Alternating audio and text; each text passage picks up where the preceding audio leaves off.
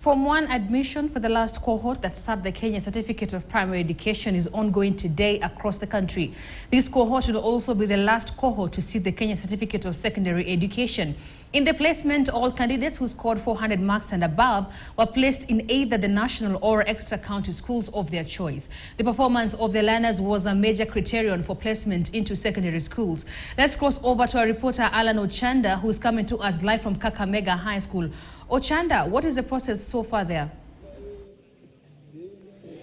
Well, Grace, as mentioned, this is a very special cohort. The last of the KCPE generation and the last of the KCSE. As at the time when they'll be sitting for KCSE, they'll be the last lot, the last cohort to sit for that particular examination. And so, since morning, we've been traversing and visiting several schools here. In the morning, I talked to you when I was at Chavakali High School in Vihiga. We've gone to several schools, and at this hour, we are now at Kakamega High School here in Kakamega County, and the process of admitting Form 1 learners, of course, just right from Class 8, they are now here from diverse backgrounds from different parts of the country. They are here. The tents are marked, they're actually labeled from the verification point to the point of admission where they are issued with that special number, of course, by the school. The admission numbers, that is actually unique from to each other to just ensure that they are identified and, of course, scrutinize their documents here from KCP, result slip certificate to the calling letter here. And in the morning, we've seen special students where they even arrive without uniforms, without boxes, without mattresses, and of course even without school fees. But let's just speak to the principal, the chief principal, Kakamega High School, Dr.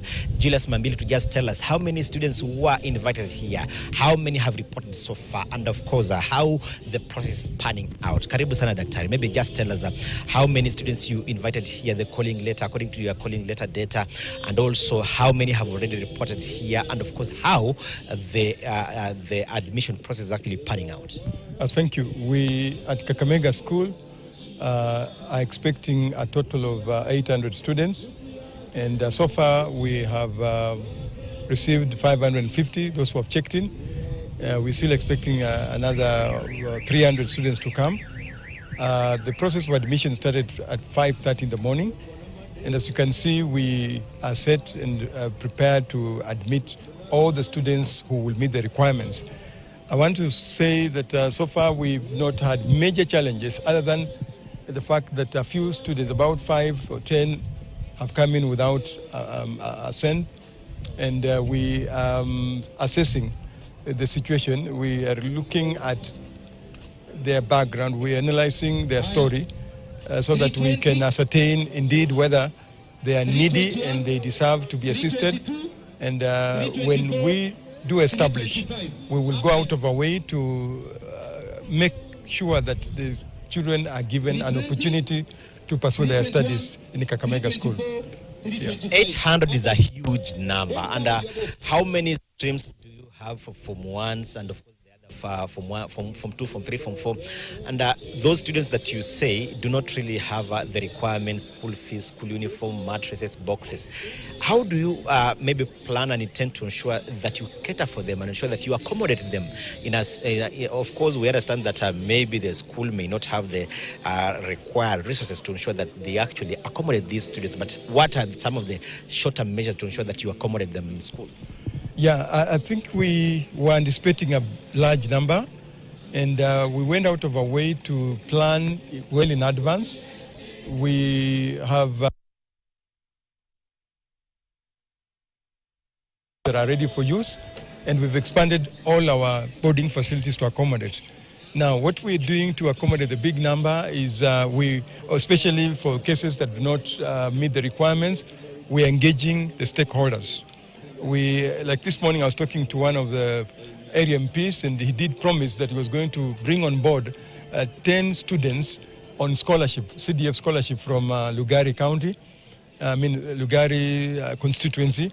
And we're also engaging other well-wishers, not only the financial institutions, but even individuals. So we are appealing to even the communities or people who know and understand the need to enable students to pursue this level of education, to come out and assist where they can. And so far, like, I had a group of friends who just decided to pay school fees, and they have paid school fees for one of the kids, the total required amount of 53,000, and they have promised that they would continue doing so as they progress and to enable this boy to go through the education system. Nice. Yeah. Well, thanks so much. Of course, Grace, listening from the principal Kakamega School here, Dr. Julius Mambili, is that the process is going on smoothly. It began off at 5:30, quite early, because of the huge number they invited. 800 is no mean number, but they are expecting that even those who reported without the invitation letter, but they meet the requirements, then they'll look at how they can accommodate them. Also, the special groups who come here without the requirements as stipulated in the calling letter, they also have to be accommodated because, of course, they come from diverse backgrounds. So according to the principal, they are halfway with the admissions. See, of course, in Kakamega, it's quite rainy and the clouds are just gathering. So we hope that when it will be raining, then the exercise will be over. And so Grace is still looking around, traversing these schools to just look at the admission exercise of the last cohort of KCPE. Grace. All right. Thank you, Ochanda, for